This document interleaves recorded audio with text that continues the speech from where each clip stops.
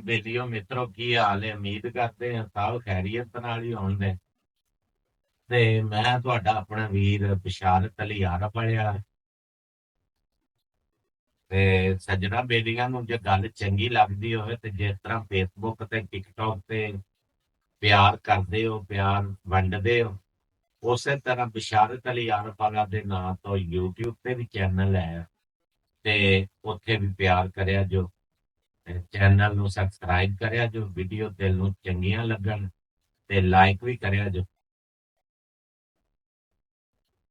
ਗੱਲ ਕਰਦੇ ਸਾਂ ਯਾਰ, ਦੋ ਫਕੀਰ ਸੀ ਆਪਸ ਚ ਬੈਠੇ ਨਾ। ਉਹਨਾਂ ਨੇ ਸਲਾਹ ਕੀਤੀ ਕਿ ਯਾਰ ਇਹ ਲਾਟਰੀ ਜਿਹੜੀ ਲੱਗਦੀ ਹੈ ਨਾ, ਇਹ ਪਰਚੀਆਂ ਲਈਏ।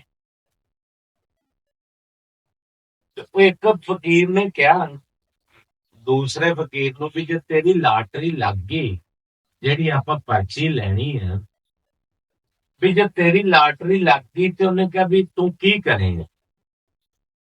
ਉਹਨੇ ਕਿਹਾ ਵੀ ਮੈਂ ਪਹਿਲੇ ਪਲਾਟ ਲਾਂਗਾ, ਫੇਰ ਉੱਥੇ ਮਾਸ਼ਾਅੱਲਾ ਸੋਹਣੀ ਬੜੀ ਮਸਜਿਦ ਬਣਵਾਵਾਂਗਾ। ਮਸਜਿਦ ਐਦੀ ਸ਼ਾਨ ਬਣਵਾਵਾਂਗਾ ਇਸ ਤਰ੍ਹਾਂ ਦੀ ਕਿ ਦੂਰੋਂ ਦੂਰ ਉੱਚੇ ਉੱਚੇ ਮਨਾਰ ਹੋਣ ਦੇ, ਦੂਰ ਦੂਰ ਤੱਕ ਉਹ ਮਨਾਰ ਨਜ਼ਰ ਆਉਣ।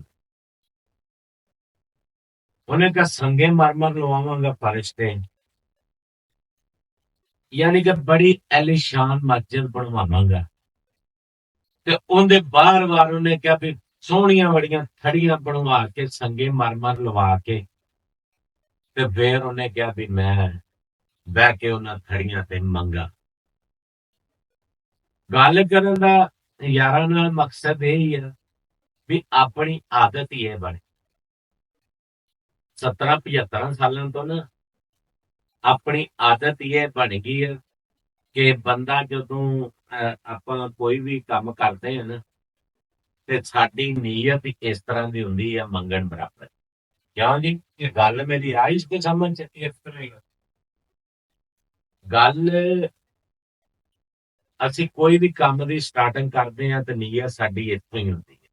ਨੀਅਤ ਅੱਛੀ ਹੋ ਤੇ ਅੱਛਾ ਕਿਲਾ ਮਿਲਦਾ। ਤੇ ਕੋਸ਼ਿਸ਼ ਕਰਿਆ ਕਰੋ ਆਪਣੀ ਸੋਚ ਨੂੰ ਬਦਲੋ, ਬਦਲ ਕੇ ਮੰਗਣ ਵਾਲੇ ਪਾਸਿਓਂ ਜਿਹੜਾ, ਜਦੋਂ ਅਸੀਂ ਸੋਚਦੇ ਨਾ ਕਿ ਅਸੀਂ ਮੰਗਣ ਵਾਲਾ ਦਿਨ ਨਹੀਂ ਬਣਾਉਣਾ, ਤੇ ਸਾਡੇ ਉੱਤੇ ਆਉਣ ਵਾਲੀਆਂ ਹਕੂਮਤਾਂ ਵੀ ਜਿਹੜਾ IMF ਤੋਂ ਬਚਦੀਆਂ ਰਹਿਣ ਦੀਆਂ। ਤੇ ਕੋਸ਼ਿਸ਼ ਕਰੋ ਇਸ ਤਰ੍ਹਾਂ ਕਿ ਜਿਹੜਾ ਨੰਗਟ ਤੋਂ ਨਿਦਾਨ ਜਿਹੜਾ ਨਾ ਸਾਡਾ ਉਹ ਬਦਲ ਬਚੋ, ਆਪਣੀ ਮਿਹਨਤ ਮਜ਼ਦੂਰੀ ਕਰਕੇ ਆਪਣਾ ਟੈਲੈਂਟ ਆਪ ਅੱਗੇ। ਹਾਂਜੀ, ਉਮੀਦ ਆ ਸੱਜਣਾ ਬੇਦੀਆਂ ਨੂੰ ਗੱਲ ਪਸੰਦ ਆਈ ਹੋਏਗੀ। ਤੇ ਲਾਈਕ ਵੀ ਕਰਿਆ ਜੋ ਵੀਡੀਓ ਨੂੰ, ਤੇ ਸ਼ੇਅਰ ਵੀ ਕਰਿਆ।